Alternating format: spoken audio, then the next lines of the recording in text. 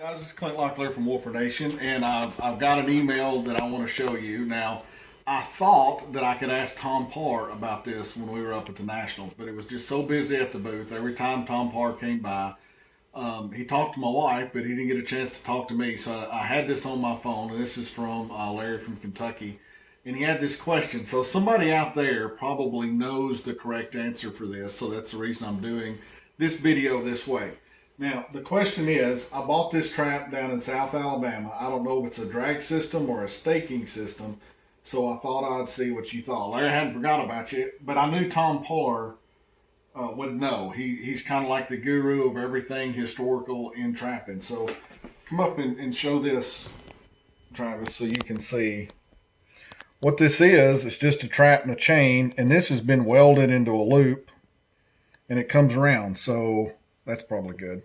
So I was thinking that somebody out there would be able to help Larry out on what this exactly is. As I look at it, I think it is a redneck version of a drag, because as long as that is, with that short little bitty chain, that would probably be, I don't know, 2.5, 3 feet. You'd have to beat that down in the ground. So I don't think it's a stake, but it could be.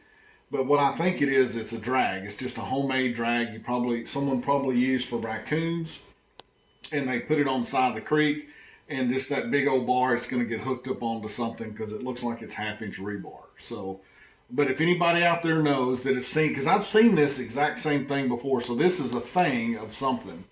And I don't know if it's a stake or if it's a drag. So if somebody out there knows what this is, help Larry out. Put it down in the comments so he can see or know what he bought as far as it being a drag or a trap stake.